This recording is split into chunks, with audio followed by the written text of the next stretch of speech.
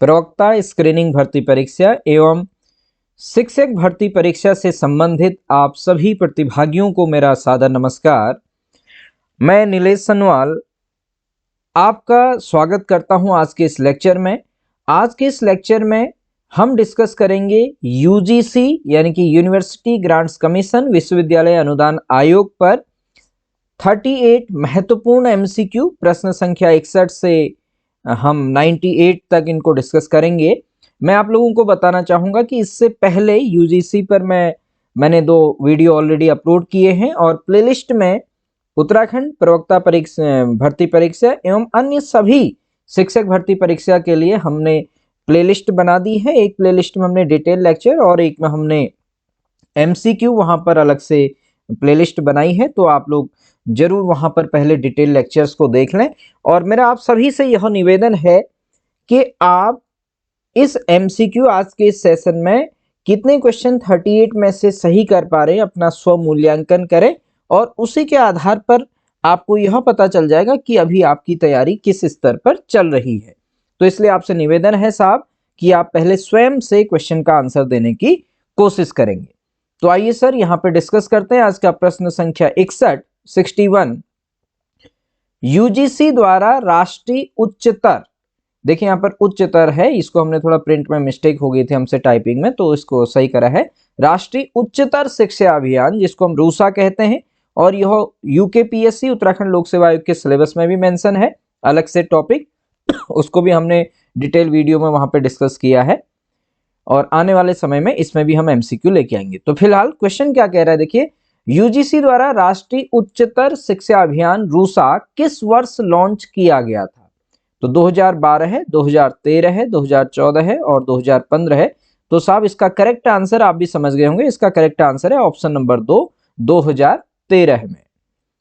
Next question number 62 UGC द्वारा launch किया गया पीजी पाठशाला किससे संबंधित है? तो मैं आप लोगों को यहाँ पे एक बता दूं, जो बहुत से ये प्रोग्राम है मैं आपको पहले ही बता चुका हूं, जो यूजीसी का पेरेंट ऑर्गेनाइजेशन है, मूल संगठन वह शिक्षा मंत्रालय है, जिसे पहले मानव संसाधन विकास मंत्रालय एमएचआरडी के नाम से जाना जाता था। तो कभी कभी यह भी क्वेश्चन पूछा जाता है कि ईपीजी पाठशाला का प्रारंभ किसके द्वारा किया गया है? तो या तो यूजीसी ऑप्शन में होगा या फिर शिक्षा मंत्रालय ऑप्शन में होगा। ध्यान दीजिएगा, ऐसे क्वेश्चन में आप कंफ्यूज ना हो, लेकिन दोनों ऑप्शन में समान रूप से नहीं होंगे। तो आप यूजीसी जो है ऑलरेडी शिक्षा मंत्रालय इसका एक पेरेंट ऑर्गेनाइजेशन है, ठीक है। तो जहां पर अगर ऐसा होगा कहीं पर ऑप्शन में यूजीसी नहीं हो इन चीजों के लिए, तो वहां आप शिक्षा मंत्रालय को टिक करेंगे। ध्यान दीजिएगा आगे आने वाले प्रश्नों में भी। तो देखिएगा यूजीसी द्वारा लॉन्च किया गया ईपीजी पाठशाला किससे संबंधित है? पहला स्नातकोत्तर पाठ्यक्रमों की ई लर्निंग, दूसरा ऑनलाइन परीक्षाओं का संचालन, तीसरा विदेशी छात्रों की शिक्षा और चौथा है डिजिटल लाइब्रेरी। तो इसका साफ करेक्ट आंसर हो जाएगा ऑप्शन नंबर फर्स्ट, स्नातकोत्तर पाठ्यक्रमों की ई लर्निंग। नेक्स्ट, यूजीसी द्वारा अंतरराष्ट्रीय छात्रों के लिए कौन सी योजना शुरू की गई है इंटरनेशनल स्टूडेंट्स के लिए? पहला शिक्षा भारत, दूसरा study in India, option third Gyan Bharat and option number 4 visit India. तो साहब इसका करेक्ट आंसर है आपका option number 2 study in India. Now question number 64 UGC द्वारा शोध के लिए दिए जाने वाले शोध फेलोशिप का नाम क्या है, यानी कि रिसर्च फेलोशिप का नाम क्या है? पहला राजीव गांधी नेशनल फेलोशिप, दूसरा मौलाना आजाद नेशनल फेलोशिप, थर्ड दोनों ए और बी यानी कि Rajiv Gandhi national fellowship and Maulana Azad national fellowship, and number 4th option only JRF. तो इसके अकॉर्डिंग इसका जो करेक्ट आंसर है इसका है दोनों ए और बी। नेक्स्ट, यूजीसी द्वारा उच्च शिक्षा संस्थानों के लिए शुरू की गई एक भारत श्रेष्ठ भारत पहल का उद्देश्य क्या है? पहला सांस्कृतिक विविधता को बढ़ावा देना, दूसरा शिक्षा के क्षेत्र में समरूपता लाना, ऑप्शन थर्ड, अनुसंधान के अवसर बढ़ाना। ऑप्शन फोर, नए पाठ्यक्रम तैयार करना। तो इसका जो करेक्ट आंसर है साहब, एक भारत श्रेष्ठ भारत। मैं आपको बताना चाहूं, इसका पहले बता देते हैं, करेक्ट आंसर है ऑप्शन नंबर एक, सांस्कृतिक विविधता को बढ़ावा देना, कल्चरल डाइवर्सिटी। यानी कि यहां पर क्या होता है, हमारे पूरे भारत में हर राज्य की अपनी अलग अलग संस्कृतियां हैं, तो उन कल्चर्स को आपस में भारत के अलग अलग राज्यों में उनको लोग जान सकें, एक स्टेट दूसरे स्टेट के कल्चर से अवगत हो सके, इसके तहत एक भारत श्रेष्ठ भारत अभियान चलाया गया। उच्च शिक्षा संस्थानों में इसको यूजीसी के द्वारा चलाया गया, और दूसरा यह माध्यमिक शिक्षा में भी इसको चलाया गया। मैं आप लोगों की जानकारी के लिए बता दूं, विगत वर्षों से जो एक भारत श्रेष्ठ भारत है, इसमें उत्तराखंड को कर्नाटक का सहयोगी राज्य बनाया गया। यानी कि जो सरकारी विद्यालय हैं वहां पर हम भी अपने विद्यालय में एक भारत श्रेष्ठ भारत के तहत सांस्कृतिक प्रतियोगिताएं की जाती हैं, और उसमें क्या होता है, जैसे उत्तराखंड में कर्नाटक की जो कल्चर है, कर्नाटक का वहाँ का नृत्य है, वहाँ का संगीत है, वहाँ की जो जो संस्कृतियां हैं, उसको उत्तराखंड के बच्चे उसको परफॉर्म करते हैं, और उस पर हम छात्र छात्राओं को ज्ञान भी देते हैं, यानी कि सभी सरकारी विद्यालयों में। और कर्नाटक में उत्तराखंड की संस्कृति के बारे में बताया जाता है और यहाँ के बारे में अवगत, यानी कि सांस्कृतिक विविधता जो है एक राज्य दूसरे राज्य की, हम क्या करें, पूरे भारत में सांस्कृतिक जो हमारी कल्चर्स हैं उनको हम सीखें। ठीक है, तो यही उच्च शिक्षा संस्थान में भी था, आप समझ गए होंगे। चलिए नेक्स्ट क्वेश्चन पे चलते हैं साहब। क्वेश्चन नंबर 66, यूजीसी द्वारा CBCS choice based credit system का उद्देश्य क्या है?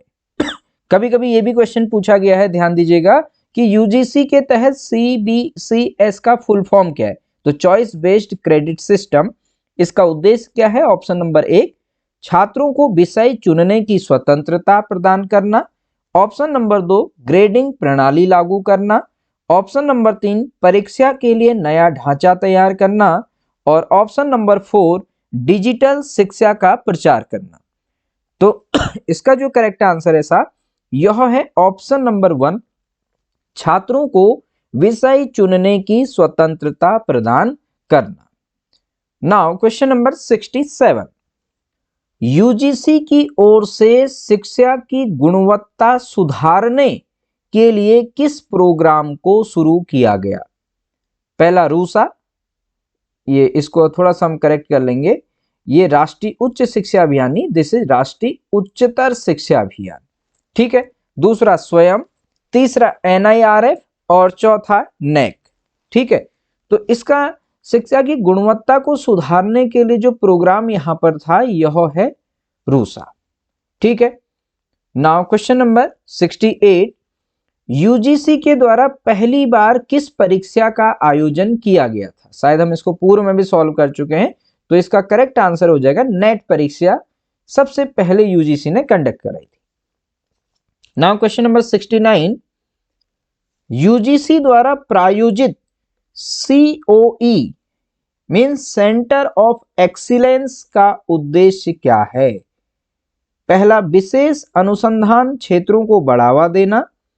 दूसरा, छात्रों को शिक्षण सामग्री प्रदान करना। तीसरा, खेल गतिविधियां बढ़ाना। और चौथा, पुस्तकालयों का निर्माण। तो इसके बारे में आप सोचिए, तो सेंटर ऑफ एक्सीलेंस का उद्देश्य क्या है? तो साहब इसका जो करेक्ट आंसर हो जाएगा यह है ऑप्शन नंबर एक, विशेष अनुसंधान क्षेत्रों को बढ़ावा देना। नाउ क्वेश्चन नंबर 70, यूजीसी द्वारा ज्ञान दर्शन और ज्ञान वाणी किससे संबंधित है? पहला, डिजिटल शिक्षा, ऑनलाइन परीक्षाएं, रेडियो और टीवी शिक्षा प्रसारण, और नंबर फोर, अनुसंधान प्रबंधन। तो साहब ज्ञान दर्शन और ज्ञान वाणी, ये आपने बहुत अच्छे से, आप सभी लोग इसको जानते होंगे, यह किससे संबंधित है? यह रेडियो और टीवी शिक्षा प्रसारण है। नाउ क्वेश्चन नंबर 71, यूजीसी द्वारा राष्ट्रीय शिक्षा नीति 2020, काफी इंपॉर्टेंट क्वेश्चन है, ध्यान दीजिएगा। राष्ट्रीय शिक्षा नीति 2020 के तहत अंतर विषयक अध्ययन मीन्स इंटरडिसिप्लिनरी स्टडीज को बढ़ावा देने का उद्देश्य क्या है? पहला, छात्रों को लचीलापन प्रदान करना। दूसरा, मल्टी डिसिप्लिनरी कोर्सेज की शुरुआत। तीसरा, नौकरी के अवसर बढ़ाना। और चौथा ऑप्शन है उपरोक्त सभी। तो इसका जो करेक्ट आंसर है साहब, इसका है उपरोक्त सभी, क्योंकि तो अब नौकरी के अवसर बढ़ाना भी है, मल्टी डिसिप्लिनरी कोर्सेज भी हैं और थोड़ा सा लचीलापन, ठीक है, किसमें? पाठ्यक्रम में, यानी कि छात्रों की स्टडी में। तो उपरोक्त सभी इसका आंसर हो जाएगा। क्वेश्चन नंबर 72, यूजीसी द्वारा महिला अध्ययन केंद्र वुमेन स्टडी सेंटर की स्थापना का उद्देश्य क्या है?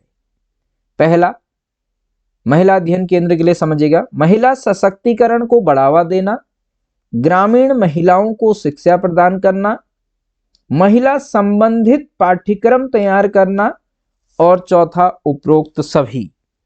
तो साहब इसका जो करेक्ट आंसर हो जाएगा यहां पर, इसका करेक्ट आंसर हो जाएगा हमारा ऑप्शन नंबर 4, उपरोक्त सभी। तो यही सभी इसके तहत है, महिला अध्ययन केंद्र की स्थापना के तहत। नाउ क्वेश्चन नंबर 73, यूजीसी द्वारा संचालित इंडिया रैंकिंग पहल का मुख्य उद्देश्य क्या है? इंडिया रैंकिंग में पहला ऑप्शन, कॉलेजों और विश्वविद्यालयों की रैंकिंग जारी करना। ऑप्शन नंबर 2, छात्रों को वित्तीय सहायता देना। ऑप्शन नंबर 3, विदेशी छात्रों को आकर्षित करना। और ऑप्शन नंबर 4, शिक्षा नीति को सुधारना। तो आप सोचिए इसमें से कौन सा क्वेश्चन सही होगा, जरूर पढ़िएगा। मेरा आपसे ये भी है, आप इनको थोड़ा सा इनके बारे में स्टडी भी करें अलग से। जितना आप किसी ऑप्शन, जैसे हम कोई यहाँ पर एमसीक्यू लाए, आप उस एमसीक्यू के बारे में भी अध्ययन करें, ठीक है, तो आपको जरूर कुछ न कुछ जानकारी हासिल होगी। तो यूजीसी द्वारा संचालित इंडिया रैंकिंग, इसका करेक्ट आंसर है साहब ऑप्शन नंबर 1, कॉलेजों और विश्वविद्यालयों की रैंकिंग जारी करना। नाउ क्वेश्चन नंबर 74, यूजीसी अधिनियम 1956 की किस धारा के अंतर्गत डीम्ड विश्वविद्यालयों की स्थापना का प्रावधान है? मैं पहले भी आपसे कहते आया हूं कि यह बहुत इंपॉर्टेंट क्वेश्चन है, जिसको पूछे जाने की संभावना रहती है ऐसे क्वेश्चंस की। पहले भी हमने प्रीवियस जो 2 वीडियो है वहां पर भी मैंने आपसे कहा था कि मैं आगे इस क्वेश्चन को जरूर लेकर के आऊंगा। तो यहां पर हम इस क्वेश्चन को लेकर के आए हैं, और जो हमारे यूजीसी पर डिटेल स्वयं के नोट्स बनाए थे अपनी तैयारी के समय, वो भी यूट्यूब पे अपलोड है। तो वहां पर भी सारी जो मेन इंपोर्टेंट धाराएं हैं वो सब लिखी हुई हैं यूजीसी की। तो आप ऑप्शन देके इसका आंसर बताएंगे। तो देखिएगा साहब, ऑप्शन नंबर फर्स्ट, धारा 2F, धारा 3, धारा 12B, धारा 13। तो इसका जो करेक्ट आंसर है धारा 3 के अंतर्गत क्या है? डीम्ड विश्वविद्यालयों की स्थापना का प्रावधान है। नेक्स्ट देखिएगा, यूजीसी, अच्छा यहां पे थोड़ा सा देखिए ये टाइपिंग मिस्टेक हो जाती है, तो हम इतने सारे क्वेश्चन आपके लिए टाइप करते हैं। यहाँ पर ये धनिगम हो गया है, धनिगम नहीं है, अधिनियम है, सॉरी। तो यूजीसी अधिनियम 1956 की किस धारा में यूजीसी की संरचना में एक अध्यक्ष, एक उपाध्यक्ष तथा 10 अन्य सदस्यों की व्यवस्था का प्रावधान है? देखिए यहाँ पर एक क्वेश्चन तो वही बन जाता है कि यूजीसी की संरचना में क्या क्या है, एक अध्यक्ष है, एक उपाध्यक्ष है, 10 अन्य सदस्य। तो अधिनियम की कौन सी धारा के अंतर्गत यह प्रावधान है? पहला ऑप्शन धारा नंबर 4, ऑप्शन 2 धारा 5, ऑप्शन नंबर 3 धारा 12 है, ऑप्शन नंबर 4 धारा 17 है। तो साहब इसका करेक्ट आंसर क्या हो जाएगा? आप लोग सोच के बताएंगे। तो इसका करेक्ट आंसर है साहब ऑप्शन नंबर 2 धारा 5। यूजीसी एक्ट 1956 की जो धारा है वहां पर 5 के अंतर्गत इसका वर्णन है। नाउ क्वेश्चन नंबर 76, यूजीसी अधिनियम 1956 की किस धारा के अनुसार यूजीसी विश्वविद्यालयों को मान्यता प्रदान करता है? यानी यूनिवर्सिटीज को जो मान्यता प्रदान करता है यूजीसी, तो यूजीसी एक्ट के कौन से धारा में इसका वर्णन है? पहला धारा 2B, दूसरा ऑप्शन धारा 2F, तीसरा ऑप्शन धारा 12B, चौथा ऑप्शन धारा 22। तो विश्वविद्यालयों को जो मान्यता प्रदान करता है साहब, यह है धारा 2F में। अगर आपको डिटेल में देखना है तो आप हमारा डिटेल लेक्चर को जरूर देखें। जिन्होंने पहले देखा है तो उनको इसके करेक्ट आंसर जरूर यहाँ पे देने चाहिए। परीक्षा की तैयारी के लिए पढ़ना ही केवल उपयुक्त नहीं होता है, पढ़ने से ज्यादा इंपॉर्टेंट होता है साहब रिवीजन करना, दोहराव करना। शॉर्ट में मैं इतना ही कहूंगा आपसे। नाउ क्वेश्चन नंबर 77, यूजीसी अधिनियम, सॉरी थोड़ा टाइपिंग मिस्टेक हो जाती है, उस समय पता नहीं चलता है, 1950 हो गया है, तो 1950 नहीं, यह होना चाहिए 1956। तो यूजीसी अधिनियम 1956 की धारा 18 के अनुसार यूजीसी अपनी वार्षिक रिपोर्ट किसे प्रस्तुत करता है? देखिए मैंने ऐसे क्वेश्चन आपके लिए लाने की कोशिश की, जब मैं क्वेश्चन फ्रेम कर रहा था तो मैंने क्वेश्चंस को ऐसे फ्रेम किया कि आपके लिए क्वेश्चन से ही एक और क्वेश्चन तैयार हो जाए। देखिए क्वेश्चन से एक और तैयार क्वेश्चन हो रहा है, क्या तैयार हो रहा है, दोबारा जरा क्वेश्चन पढ़िए। यूजीसी अधिनियम 1956 की धारा 18 के अनुसार यूजीसी अपनी वार्षिक रिपोर्ट किसे प्रस्तुत करता है? अगर आपसे पूछा जाए यूजीसी अपनी वार्षिक रिपोर्ट किस धारा के अंतर्गत पूछता है, तो धारा 18 के अंतर्गत प्रस्तुत करता है। किसको प्रस्तुत करता है? पहला राष्ट्रपति को, दूसरा लोकसभा अध्यक्ष को, ऑप्शन नंबर 3 केंद्र सरकार को, ऑप्शन नंबर 4 सुप्रीम कोर्ट के मुख्य न्यायाधीश को। तो साहब यूजीसी एक्ट 1956 के धारा 18 के अंतर्गत यूजीसी अपनी वार्षिक रिपोर्ट केंद्र सरकार को प्रस्तुत करती है, ठीक है, और केंद्र सरकार इसको संसद के दोनों सदनों में प्रस्तुत करती है। ध्यान दीजिएगा, लोकसभा में भी और राज्यसभा में भी उसको केंद्र सरकार प्रस्तुत करती है, लेकिन यूजीसी उसको केंद्र सरकार को अपनी वार्षिक रिपोर्ट प्रस्तुत करता है। नाउ क्वेश्चन नंबर 78, यूजीसी अधिनियम 1956 की कौन सी धारा यूजीसी को अपने अधीन विश्वविद्यालयों को उपाधियां प्रदान करने का अधिकार देती है? यानी यूजीसी एक्ट की कौन सी ऐसी धारा है जिसके अंतर्गत यूजीसी जो है उसके अधीनस्थ विश्वविद्यालयों को डिग्रियां प्रदान करने का अधिकार देता है? तो पहला ऑप्शन है साहब धारा 17 है, ऑप्शन नंबर 2 धारा 18 है, ऑप्शन नंबर 3 धारा 20, ऑप्शन नंबर 4 धारा 22। तो साहब इसका करेक्ट आंसर है धारा 22, ऑप्शन नंबर 4। यदि आपको मेरे द्वारा फ्रेम किए गए प्रश्न अगर क्वेश्चन अच्छे लग रहे हैं तो आप जरूर वीडियो को लाइक कीजिएगा, शेयर कीजिएगा और कमेंट बॉक्स में अपनी प्रतिक्रिया जरूर दीजिएगा और अपनी तैयारी को कंटिन्यू रखिएगा। चलिए साहब नेक्स्ट क्वेश्चन 79, बहुत सिंपल क्वेश्चन यहां पर हम आपके लिए ले आए। यूजीसी का मुख्यालय कहां स्थित है? बेंगलुरु में, नई दिल्ली में, गुवाहाटी में या हैदराबाद में? तो यूजीसी का जो मुख्यालय है इसमें से वह है नई दिल्ली में, लेकिन इसके साथ ही जो बेंगलुरु है और गुवाहाटी है और हैदराबाद है यह यूजीसी के क्या है, आपके क्षेत्रीय केंद्र है। हमने आपको ट्रिक बताई थी ना, भोपाल कल पुणे से बैग सहित गुम हुआ, यानी कि भोपाल है, कलकत्ता है, पुणे है, बेंगलुरु है और आपका गुवाहाटी है और हैदराबाद है। ये 4 क्या है आपके, सॉरी ये 6 क्या है यूजीसी के क्षेत्रीय कार्यालय हैं। कौन कौन से? भोपाल हो गया, कलकत्ता, पुणे हो गया तीसरा, बेंगलुरु चौथा, पांचवा गुवाहाटी और छठा हैदराबाद। डिटेल लेक्चर में हमने इसके ट्रिक भी वहां पे दिए। तो मुख्यालय जो है वो नई दिल्ली में, और बेंगलुरु जो है वो है किसका? नैक का मूल्यांकन जो यूजीसी के अधीन कार्य करता है, राष्ट्रीय मूल्यांकन एवं प्रत्यानयन परिषद, जिसको हम नेशनल आपका एकेडमिक एंड एक्रीडिएशन काउंसिल हम जिसको बोलेंगे, ठीक है, उसको हम पहले डिस्कस कर चुके हैं। नाउ नेक्स्ट क्वेश्चन पे चलते हैं साहब। क्वेश्चन नंबर 80, निम्नलिखित में से किस एजेंसी या संगठन को उच्च शिक्षा में संवैधानिक रूप से संस्थानों में समन्वय और मानक निर्धारण का कार्य सौंपा गया था? यूजीसी, संबंधित राज्य सरकारें, केंद्र सरकार या उपरोक्त में से कोई नहीं। देखिए निम्नलिखित में से किस एजेंसी या संगठन को उच्च शिक्षा में संवैधानिक रूप से संस्थानों में समन्वय और मानक निर्धारण का कार्य सौंपा गया था? तो साहब इसका करेक्ट आंसर है यूजीसी। नाउ क्वेश्चन नंबर 81, निम्नलिखित में से कौन सी संस्था या संगठन विश्वविद्यालय हैंडबुक को प्रकाशित करता है? बहुत इंपॉर्टेंट क्वेश्चन है साहब, और काफी ऑथेंटिक बुक से मैंने क्वेश्चन लिए हैं। निम्नलिखित में से कौन सी संस्था या संगठन विश्वविद्यालय हैंडबुक को प्रकाशित करता है? पहला, विश्वविद्यालय अनुदान आयोग। दूसरा, भारतीय विश्वविद्यालय संघ, जिसको हम AIU बोलते हैं।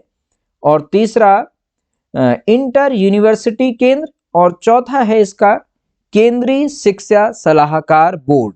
तो साहब जो विश्वविद्यालय हैंडबुक को प्रकाशित करता है वो करता है ऑप्शन नंबर 2, भारतीय विश्वविद्यालय संघ। नेक्स्ट क्वेश्चन नंबर 82, निम्नलिखित में से किस वर्ष में भारतीय विश्वविद्यालय संघ AIU मूल रूप से स्थापित किया गया था? पहला 1925, दूसरा 1945, तीसरा 1953 और उपरोक्त में से कोई नहीं। तो यहां पे मैं बता दूं, इसका जो करेक्ट आंसर है साहब वो है 1925। 1925 में भारतीय विश्वविद्यालय संघ की स्थापना हुई। और यहीं पे मैं आपको ये भी बता देता हूं, जो 1945 है यहां पर विश्वविद्यालय अनुदान समिति, यूनिवर्सिटी ग्रांट्स कमेटी की स्थापना हुई थी। और 1953 में UGC का औपचारिक गठन हुआ था। अगर आपसे डेट पूछ ली जाए तो आपकी तैयारी ऐसी होनी चाहिए, आपको तुरंत डेट याद आ गई होगी। जिसकी तैयारी अच्छी चल रही तो उसको माइंड में डेट याद आ गई होगी। UGC का औपचारिक गठन कब हुआ था? अपने मन में बोल दीजिए साहब। तो हम बता देते हैं, 28 दिसंबर 1953 को औपचारिक गठन और 1956 में संवैधानिक दर्जा, वास्तविक स्थापना। चलिए साहब नेक्स्ट क्वेश्चन पे चलते हैं। क्वेश्चन नंबर 83, विश्वविद्यालय अनुदान आयोग से भी पहले विश्वविद्यालय अनुदान समिति, देखिए वही जो अभी बात कर रहा था वही क्वेश्चन कहीं ना कहीं आ गया लग रहा है। विश्वविद्यालय अनुदान आयोग से भी पहले विश्वविद्यालय अनुदान समिति का गठन सार्जेंट कमीशन की अनुशंसा के अनुसार किया गया। इसकी स्थापना किस वर्ष में की गई थी? अब देखिए, क्या मैंने आपके लिए कोशिश नहीं की है इसमें कि प्रश्न में ही कुछ आंसर और भी आपको नॉलेज पता चले। तो विश्वविद्यालय अनुदान आयोग से पहले विश्वविद्यालय अनुदान समिति का गठन सार्जेंट कमीशन की अनुशंसा के अनुसार किया गया। यानी कि जो विश्वविद्यालय अनुदान समिति थी इसका गठन किसकी कमीशन के आधार पर हुआ? तो सार्जेंट कमीशन, याद रखना। कब हुआ था, किस वर्ष में की गई थी? 1901, 1937, 1940, 1945। अभी हमने थोड़ी देर पहले डिस्कस करा साहब। Correct answer option number 4, 1945। Now question number 84, देखिएगा, निम्नलिखित में से न्यूपा मुख्य रूप से किससे संबंधित है? पहला, शैक्षिक पर्यवेक्षण। दूसरा, शैक्षिक एकता। चौथा, शैक्षिक योजना। और चौथा ऑप्शन, शैक्षिक मूल्यांकन। तो देखिएगा, जो न्यूपा है इसके बारे में भी आप जरूर पढ़ें। यह पहले दक्षिण एशिया का संगठन था, फिर बाद में भारत में इसका एकीकरण हुआ भारत के द्वारा। आप इसको देखेंगे थोड़ा सा इसके बारे में डिटेल में। यहां पर आप न्यूपा का फुल फॉर्म भी जरूर आप लोग याद रखें। इसको न्यूपा का जो फुल फॉर्म होता है मैं आपको बता दूं, यदि जो लोग नोट करना चाह रहे हैं तो N से होता है साहब नेशनल, U से होता है यूनिवर्सिटी ऑफ, हेल्पिंग वर्ड है ऑफ, E से होता है एजुकेशनल, P से होता है प्लानिंग एंड एक हेल्पिंग वर्ड है, और इस A से होता है एडमिनिस्ट्रेशन। तो न्यूपा का फुल फॉर्म होता है साहब national university of educational planning and administration. Hindi में इसको कहते हैं साहब राष्ट्रीय शैक्षिक योजना एवं प्रशासन विश्वविद्यालय। यानी कि अपने आप में एक विश्वविद्यालय है। अभी हाल में इसको मानद विश्वविद्यालय का भी दर्जा दिया गया है। तो देखिएगा, न्यूपा का जैसे मैंने फुल फॉर्म बताया राष्ट्रीय शैक्षिक योजना एवं प्रशासन विश्वविद्यालय। तो सॉरी, तो इसमें से अब ये किससे संबंधित होगा? फिर शैक्षिक पर्यवेक्षण से, शैक्षिक एकता से, शैक्षिक योजना, शैक्षिक मूल्यांकन। इसके फुल फॉर्म में ही इसका आंसर है राष्ट्रीय शैक्षिक योजना एवं प्रशासन विश्वविद्यालय। तो इसका क्या हो जाएगा? ऑप्शन नंबर 3, शैक्षिक योजना। ठीक है, चलिए नेक्स्ट क्वेश्चन नंबर 85, निम्नलिखित में से UGC में केंद्र सरकार के प्रतिनिधियों की संख्या कितनी है, यानी कि यूजीसी में केंद्र सरकार के कितने प्रतिनिधि होते हैं, बहुत इंपॉर्टेंट क्वेश्चन है। Option number 1 9, option number 2 2, option number 3 6, option number 4 3। तो हमने अपने डिटेल लेक्चर में भी इसको डिस्कस किया था साहब। यूजीसी में जो केंद्र सरकार के 2 प्रतिनिधि होते हैं, एक शिक्षा सचिव और एक वित्त सचिव, ठीक है। तो इसका करेक्ट आंसर हो जाएगा ऑप्शन नंबर 2, 2 प्रतिनिधि केंद्र सरकार की ओर से होते हैं। नाउ नेक्स्ट क्वेश्चन, निम्नलिखित में से कौन सा दिन राष्ट्रीय शिक्षा दिवस के रूप में मनाया जाता है? देखिए, राष्ट्रीय शिक्षक दिवस नहीं है।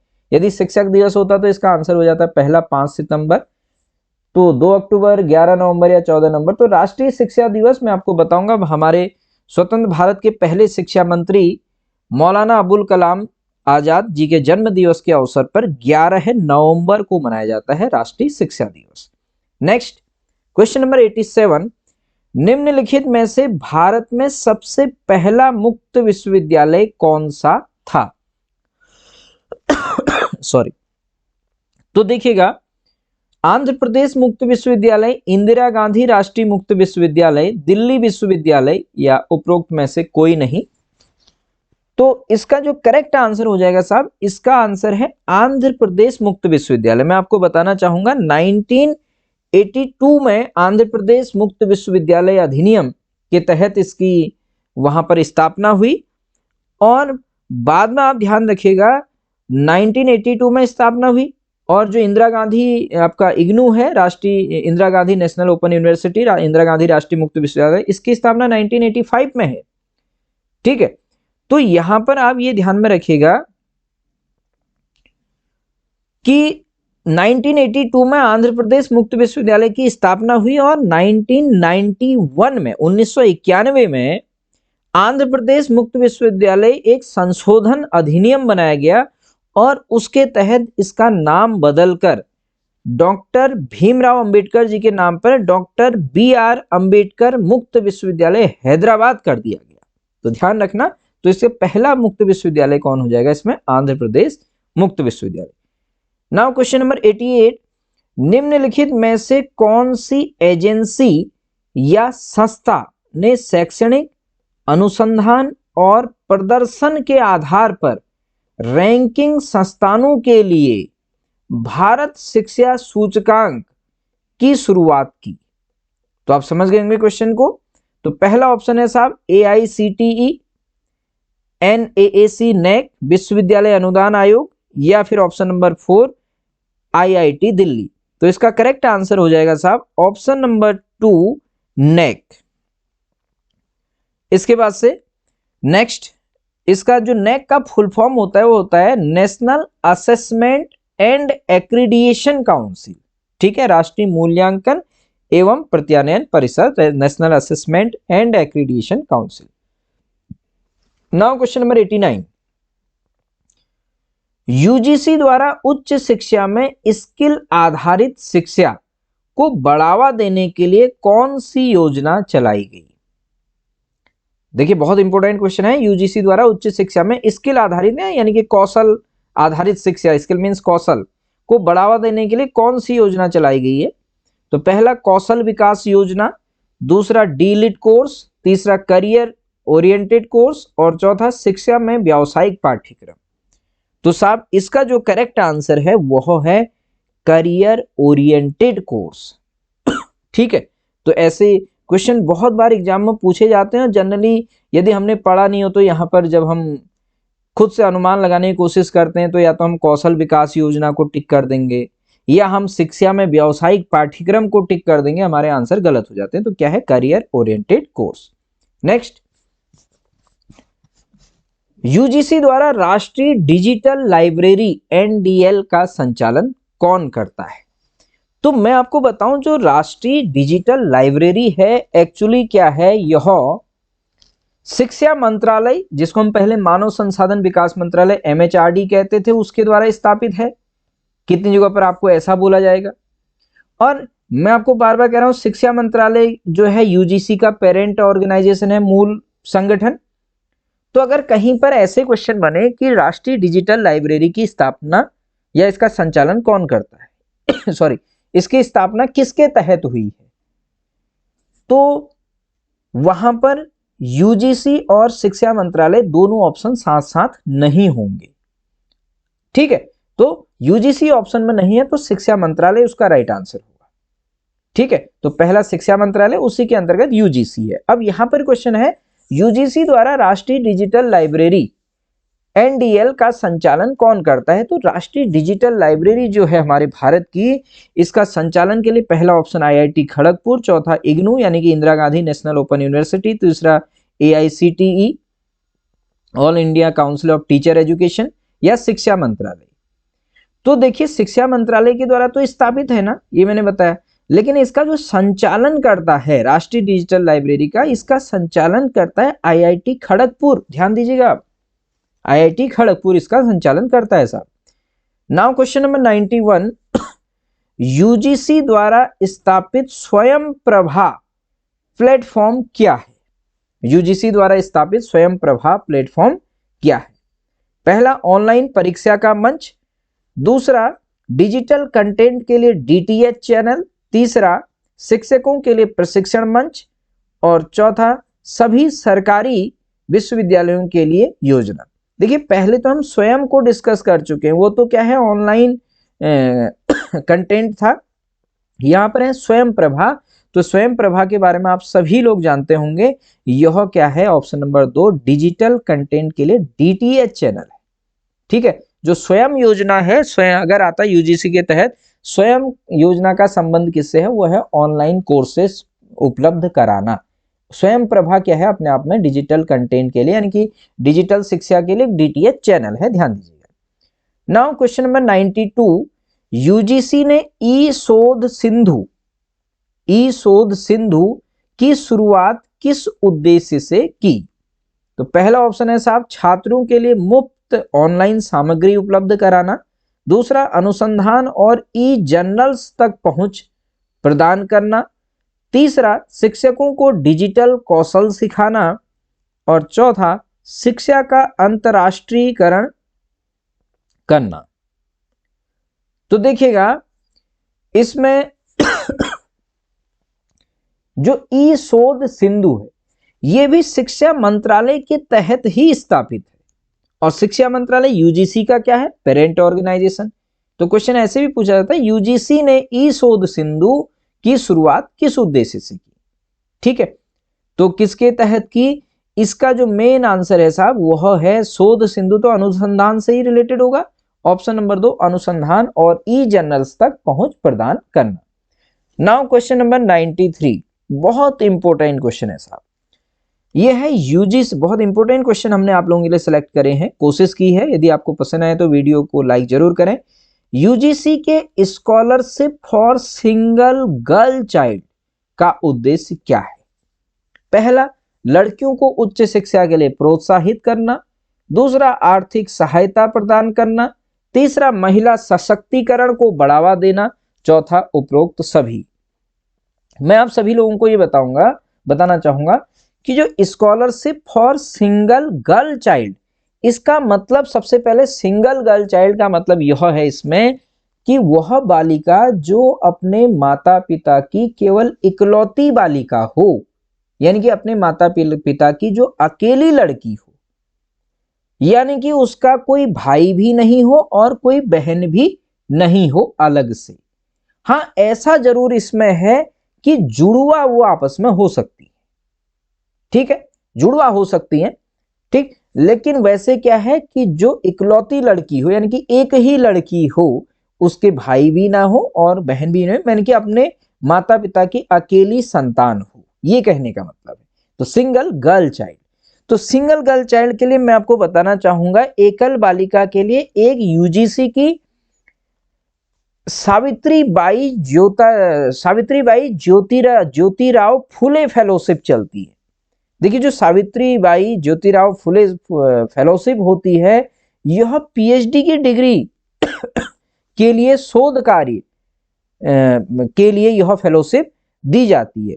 दूसरा क्या होता है, वह उस छात्रा को दी जाती है जो किसी मान्यता प्राप्त विश्वविद्यालय से या कॉलेज से कहें या किसी संस्थान से करे, किसी भी अगर विषय से यानी कि किसी भी स्ट्रीम से, ऐसा नहीं कि केवल विज्ञान में ऐसा नहीं है, किसी भी विषय से, चाहे हिंदी, एसएसटी, कोई भी विषय हो, कला वर्ग से, वाणिज्य वर्ग से, विज्ञान वर्ग से, किसी भी विषय से वो अगर पीएचडी कर रही हो तो वो इसके लिए आवेदन कर सकती है, सिंगल गर्ल चाइल्ड। और दूसरा एक और बात मैं बता दूं, जो सिंगल गर्ल चाइल्ड हो, पोस्ट ग्रेजुएट करने के लिए भी अगर वो पीजी करती है तो उसके लिए भी स्कॉलरशिप इसके तहत प्रदान की जाती है, वह 3100 रुपया पर मंथ। और उसमें तो अच्छी खासी फेलोशिप मिलती है पीएचडी के लिए, तो 3100 रुपया पर मंथ भी मिलता है। जो पीजी करना चाहते हैं और पीजी कर रहे होते हैं या पीजी करते हो, आवेदन कर सकते हैं सिंगल गर्ल चाइल्ड। तो अब यहाँ पर इतना जब मैंने आपको बताया तो इसके अनुसार आप इसका आंसर तो दे सकते हैं ना कि यूजीसी की scholarship for single girl child का उद्देश्य क्या है? लड़कियों को उच्च शिक्षा के लिए प्रोत्साहित करना, बिल्कुल सही है। अब मैंने बताया आपको पीजी के लिए आर्थिक सहायता प्रदान करना, बिल्कुल फेलोशिप भी तो दी जा रही है। महिला सशक्तिकरण को बढ़ावा देना, ये भी सही हो जाएगा। तो इस क्वेश्चन का करेक्ट आंसर क्या हो जाएगा साहब? उपरोक्त सभी।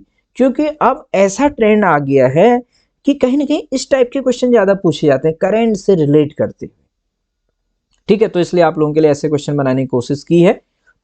नेक्स्ट, यूजीसी द्वारा कॉलेजों और विश्वविद्यालयों में ग्रीन कैंपस पहल का उद्देश्य क्या है?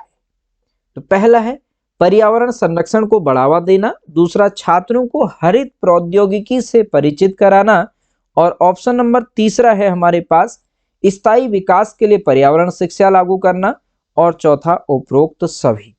तो इसका जो करेक्ट आंसर है यह है उपरोक्त सभी। ठीक है, ग्रीन कैंपस मतलब पर्यावरण संरक्षण, हरित प्रौद्योगिकी भी है और पर्यावरण शिक्षा भी है। नेक्स्ट, यूजीसी ने एनवायरमेंटल स्टडीज यानी पर्यावरणीय अध्ययन कहेंगे हम इसको, को स्नातक स्तर पर कब अनिवार्य किया? देखिए, प्रश्न के ऑप्शन के अकॉर्डिंग हम आंसर देंगे। पहला 1995, दूसरा 2003, चौथा 2005 और तीसरा 2005 और चौथा ऑप्शन 2010। देखिए, अभी करंट में तो बिल्कुल अनिवार्य कर दिया गया है, और भी इस पे 2023-24 से बहुत ज्यादा जोर दिया गया है एनवायरमेंटल स्टडीज को। जैसे हम लोग देखते हैं ना, अगर कोई बीए या बीएससी कर लेते थे, लेकिन बीए जब हम लोगों ने भी अपना ग्रेजुएशन करा तो ग्रेजुएशन सेकेंड ईयर में या आप कहीं किसी सेमेस्टर में होगा, थर्ड फोर्थ सेमेस्टर में, हमें पर्यावरण शिक्षा एनवायरमेंटल स्टडीज का भी हमारा एक पेपर होता था। ठीक है, तो इसको कहा जा रहा है कि कब से इसको अनिवार्य किया गया, यानी कब से लागू किया गया भी हम कह सकते हैं पहली बार। तो एनवायरमेंटल स्टडी, जैसे कभी ऐसा भी होता था कि उस विषय में पास होना बहुत जरूरी होता था, या कभी किसी ने उसको नहीं लिया तो फिर सिंगल सब्जेक्ट से या अलग से एनवायरमेंटल स्टडी भी देना पड़ता था उसका पेपर। तो इसका साहब करेक्ट आंसर है यहाँ पर 2003, ऑप्शन नंबर 2। नाउ साहब नेक्स्ट क्वेश्चन पे चलते हैं।